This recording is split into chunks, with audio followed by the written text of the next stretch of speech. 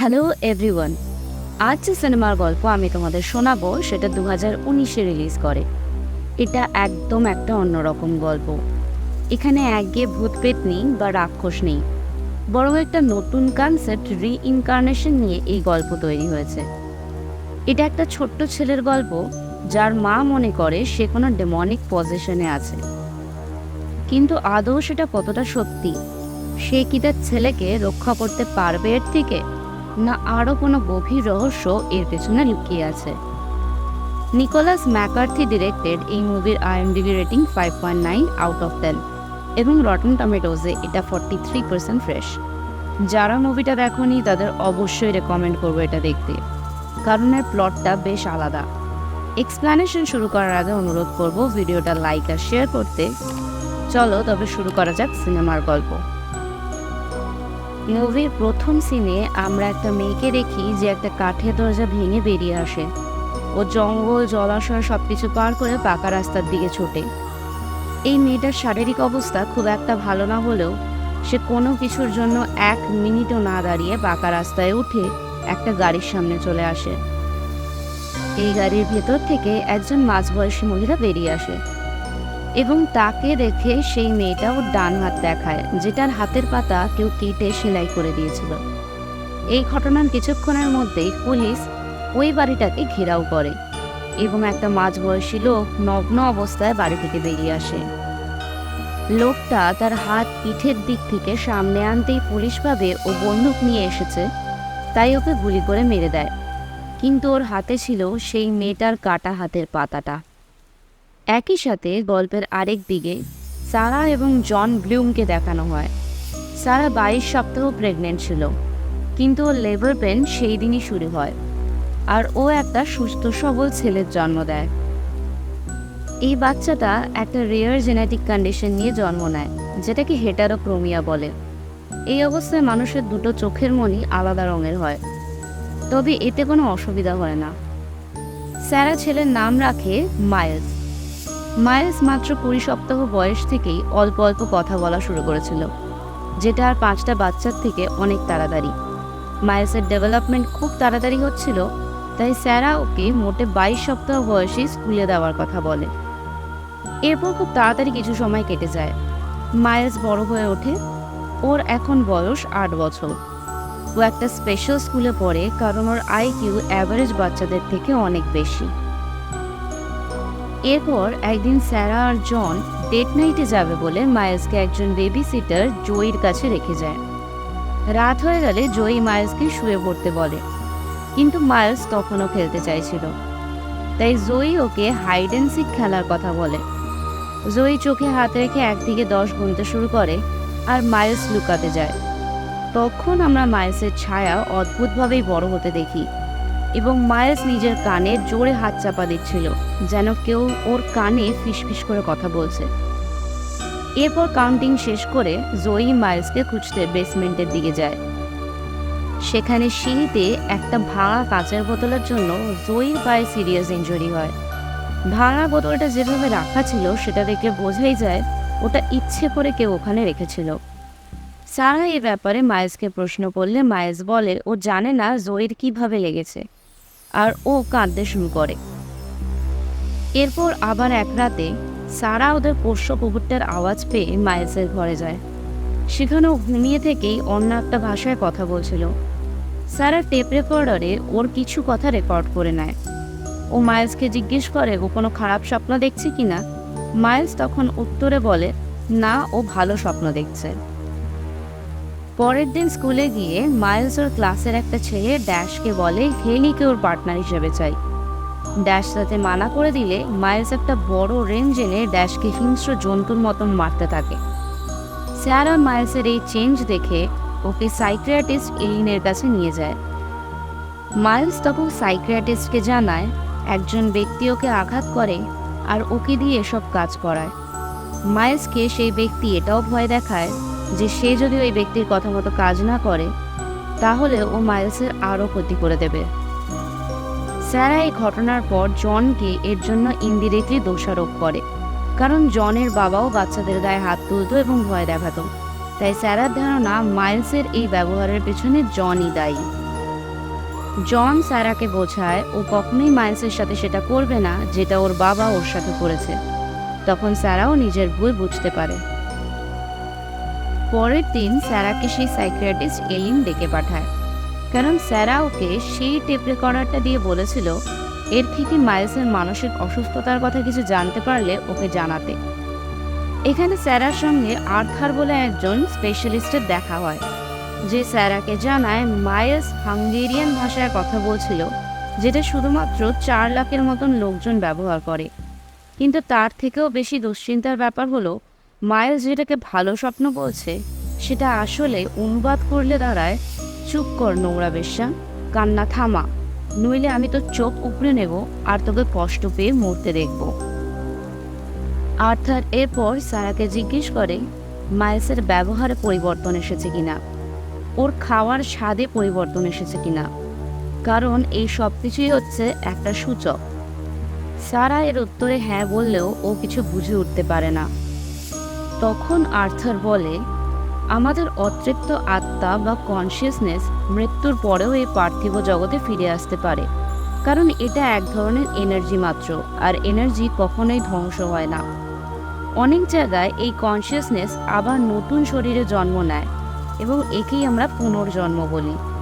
আরও সহজ করে বোঝানোর জন্য আর্থার একটা ভারতীয় বাচ্চা পদ্মানের গল্প ওকে শোনায়, যে 6 বছর বয়সে এসে তার আগের জন্মের সব কথা মনে করে ফেলেছিল।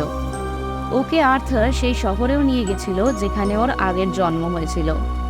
পদ্মান সেখানে ওর ভাই বোন, যে বাড়িতে ও জন্মেছে, যে গান ওর মা গেয়ে শোনাতো, সব দেখিয়ে এবং শুনিয়ে দেয়। পদ্মান জলে ডুবে মারা গিয়েছিল এবং সেই ডোবার অনুভূতিটাও সে পুঙ্খানুপুঙ্খভাবে বলে দিতে পারছিল। পদ্মানের আগের জন্মের মা তখন অনেক বয়স্ক এবং পদ্মান তাকে সেই গান শোনায় যেটা তার মা গাইত। এইভাবে গানের মাধ্যমেই পদ্মান তার মাকে বিদায় জানায় এবং আবার একটা 6 বছরের বাচ্চা ছেলের মতন স্বাভাবিক হয়ে যায়। ও তখন এইসব ঘটনাগুলো মনেও করতে পারছিল না। তাই আর্থারের থিওরি অনুযায়ী এই অতৃপ্ত মানুষের আত্মা অন্য শরীরে জন্ম নেয় এবং থেকে যায় ঠিক ততক্ষণ যতক্ষণ না তার অপূর্ণ কাজটা পূর্ণ হয়। যেমন পদ্মানের অপূর্ণ কাজ ছিল ওর মাকে বিদায় জানানো। একবার সেই কাজ পূর্ণ হলে আত্মা তৃপ্ত হয় এবং সেই শরীর ছেড়ে চলে যায়।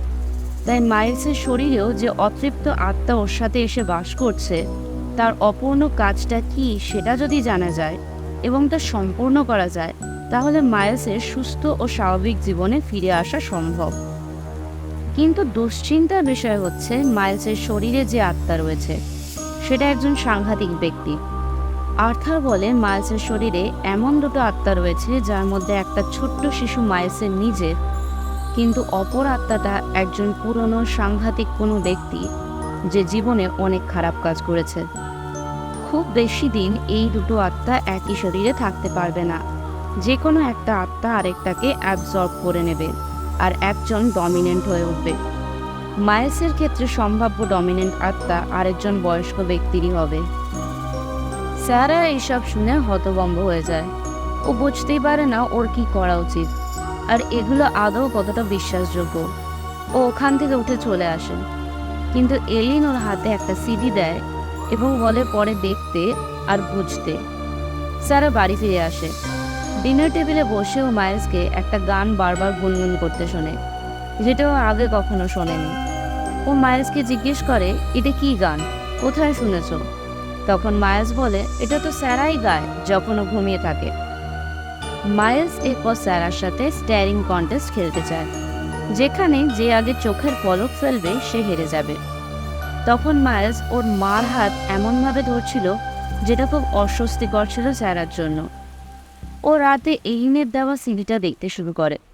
তখন জন স্যারাকে বলে, এসব পুনর্জন্মতন্ম বাজে কথা। মাইলস মানসিকভাবে অসুস্থ, ওকে সঠিক ডাক্তার দেখালে, সঠিক পরিবেশে রাখলে সব ঠিক হয়ে যাবে।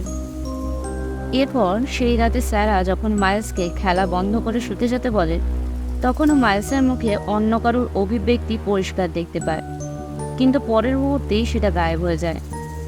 সেই রাতেই মাইলসকে একটা কাঁচি বেসমেন্টের টুল রুমে ধার দিতে দেখানো হয়, যার মানে কিছু একটা খারাপ হতে চলেছে। পরের দিন ওদের পোষ্য কুকুর তলুলাকে জন কিছুতেই খুঁজে পাচ্ছিল না। বাড়ির পেছনের গেটটাও খোলা ছিল, তাই জন ভাবে তলুলা হয়তো কোথাও বেরিয়ে গেছে। ও মাইলসের গেম খেলা বন্ধ করিয়ে একরকম জোর করেই ওকে গাড়িতে নিয়ে আশেপাশে তলুলাকে খুঁজতে বেরোয়। গাড়িতে বসে জন যখন তলুলাকে খুঁজছিল, তখন মাইলস বলে, হয়তো তলুলা মারা গেছে, সবাইকেই একদিন মরতে হবে, তোমাকেও মরতে হবে। জন এতে রেগে যায় আর ওকে এভাবে কথা বলতে মানা করে। মাইলস তখন আবার বলে, যদি আমি চুপ না করি আর এভাবেই কথা বলি, তাহলে কি তুমিও আমায় তোমার বাবার মতো মারবে? জন ভাবে এই সমস্ত কথাগুলো স্যারা মাইলসকে বলেছিল, তাই ও স্যারার সাথে ঝগড়া করে।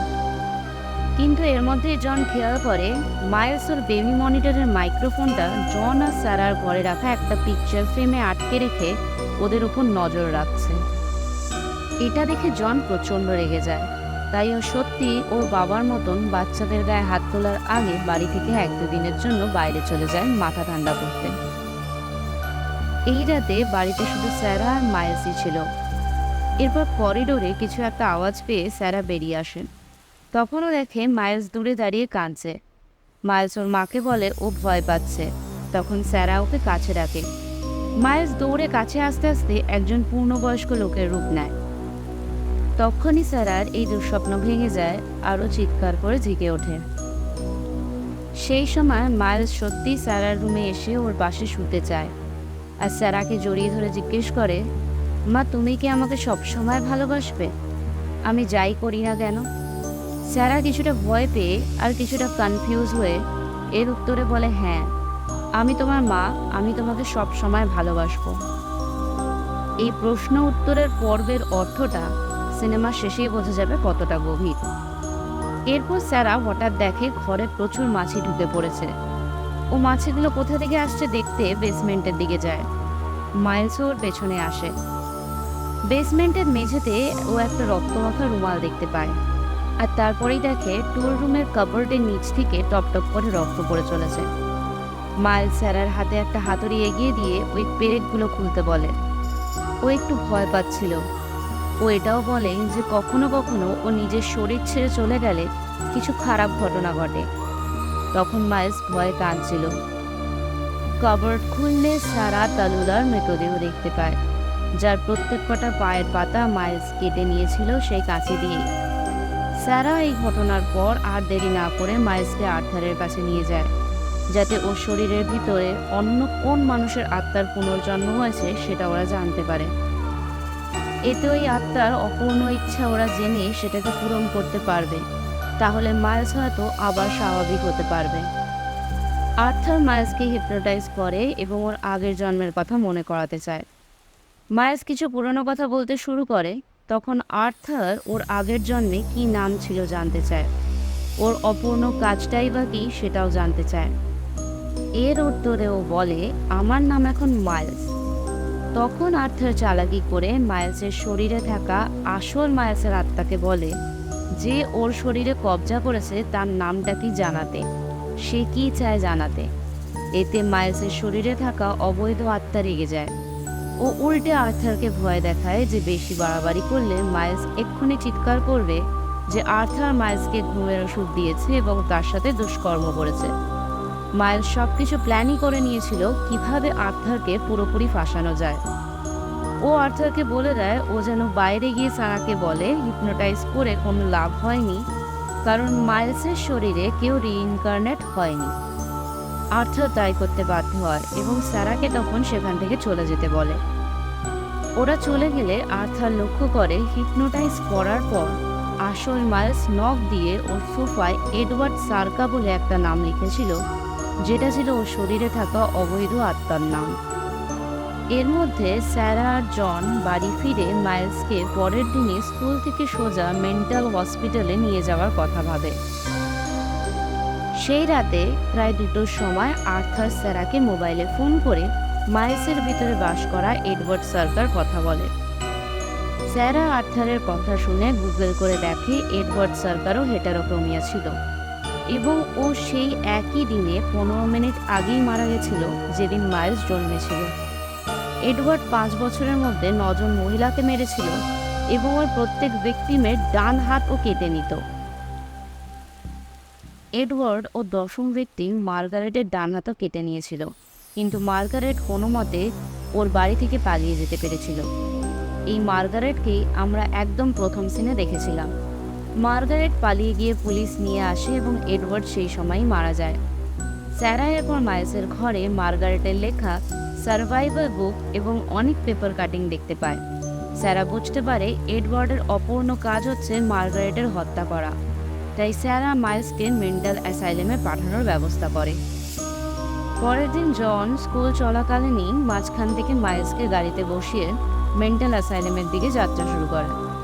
ও মাইলসকে রাস্তায় বলে ওরা ওকে খুব ভালোবাসে আর ওর জন্য যেটা ভালো বা সঠিক ওরা সেটাই করছে। মাইলস যদিও আগে থেকে সব জানতো, তাই ও ব্যাগ থেকে বড় কাঁচিটা বের করে প্রথমে ওর বাবার সিট বেল্টটা কেটে দেয় আর তারপর জনের পেটে কাঁচিটা ঢুকিয়ে দেয়। সঙ্গে সঙ্গে ওদের গাড়ির অ্যাক্সিডেন্ট হয়ে যায়, যেখানে জনের সিরিয়াস ইনজুরি হয়। ওর ব্রেন সোয়েলিং হয়ে ও কোমায় পৌঁছে যায়। এদিকে মাইলসের সামান্যই আঁচড় লেগেছিল। এই ঘটনার পর স্যারা একটা চরম সিদ্ধান্ত নেয়। ও ভাবে মার্গারেটকে যদি স্যারা মেরে ফেলতে পারে তবেই এডওয়ার্ড মাইলসের শরীর ছেড়ে চলে যাবে এবং ওদের পরিবার আবার আগের মতনই স্বাভাবিক হয়ে যাবে। সারা এবার মাইলসকে নিয়ে সোজা মার্গারেটের বাড়ি যায়। তবে ও রাস্তায় মাইলসকে একটা ঘুমের ওষুধ খাইয়ে দেয়, যাতে ও দেখতে না পায় স্যারা নিজের সাথে একটা পিস্তলও নিয়েছে। স্যারা মার্গারেটকে বলে ও মার্গারেটের লেখা বই পড়ে খুব ইন্সপায়ার হয়েছে। ও এরকমই একটা দুর্ঘটনার মধ্যেও ছিল। এই বইয়ের লেখা তখন ওকে সাহায্য করেছে। মার্গারেট স্যারার এই কথা শুনে ওকে দরজা খুলে দেয়। স্যারা ঘরে ঢুকে মারাত্মক অ্যাংজাইটিতে পড়ে যায়, কারণ মার্গারেট একজন ইনোসেন্ট মহিলা ছিল যে খুব কষ্ট পেয়েছে এডওয়ার্ডের জন্য। সারা জীবনের জন্য তার একটা হাত ছিল না, আর সারা নিজেও তো কোনো খুনি নয়। মার্গারেট সারাকে কমফোর্টেবল করার জন্য চা বানাতে যায়। তখন সারা ওয়াশরুমে গিয়ে পিস্তলটা বের করে, কারণ মাইলসকে ফিরিয়ে আনার শেষ সুযোগ এটাই। স্যারা মার্গারেটের দিকে বন্দুক তাক করলেও ওর হাত কাঁপতে থাকে, আরও মোটেও মার্গারেটকে মারতে পারে না। তখন মাইলস একটা বড় ছুরি নিয়ে মার্গারেটের সামনে আসে, আর ঠিক সেই প্রশ্নটা করে যেটা এডওয়ার্ড মার্গারেটকে করেছিল, তোর কোনটা পছন্দ, ব্লু না হেজেল? মার্গারেট পুরো ব্যাপারটা বুঝে ওঠার আগে মাইলস ওকে স্ট্যাব করে দেয় এবং ওর পেটটা পুরো এপার থেকে ওপার ছিঁড়ে ফেলে। এতে মার্গারেট তখনই মারা যায়। মাইলস এরপর ওখান থেকে বেরিয়ে একটা ফাঁকা মাঠে চলে যায়।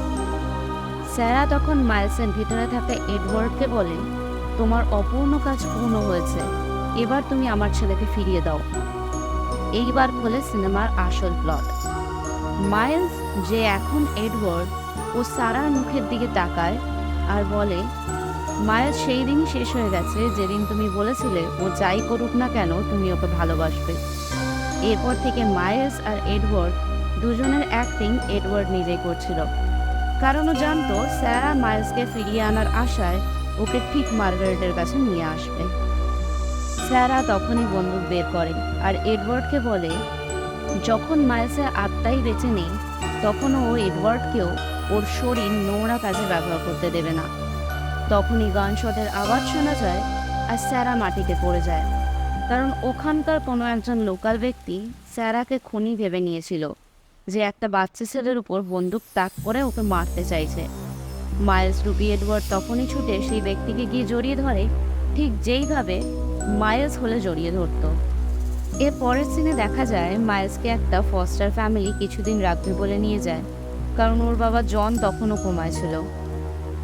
এই ফস্টার হোমের মহিলা মাইলসের দিকে হাত বাড়ায়, তখন ক্যামেরা সেই দিকেই ফোকাস করে, কারণ এডওয়ার্ডের প্রত্যেক ভিকটিমের হাত কেটে নেওয়াই ছিল ওর সিগনেচার মুভ, আর এই লেডি সম্ভবত ছিল ওর পরের শিকার। এরপর মাইলসকে ওর ফস্টার রুমে দেখতে পাওয়া যায়, যেখানে মাইলস আয়নায় নিজের প্রকৃত স্বরূপ এডওয়ার্ডকে দেখতে পায়। আর ব্যাস, এইভাবেই শেষ হয় দ্য প্রডিজি সিনেমার গল্প। আমি আশা করছি তোমাদের সবার এই সিনেমার এক্সপ্লেনেশন ভালো লেগেছে। এখানে টিপিক্যাল হরর মুভির মতন পজিশন, এক্সোরসিজম এইসব দেখায়নি, কিন্তু খুবই সুন্দর একটা কনসেপ্ট নিয়ে এটা তৈরি হয়েছে। পুনর্জন্ম যদি সত্যি একটা সিরিয়াল কিলারের হয়, তাহলে কি হতে পারে সেটা এই সিনেমায় খুব ভালোভাবে দেখানো হয়েছে। আমি অবশ্যই তোমাদের একবার হলেও সিনেমাটা দেখার অনুরোধ করব। নইলে এক্সপ্লানেশন তো রইলই তোমাদের জন্য। গল্প ভালো লাগলে লাইক, সাবস্ক্রাইব, শেয়ার করে দিও। আজ তবে এটুকুই। সঙ্গে থেকো, ভালো থেকো। Thanks for watching.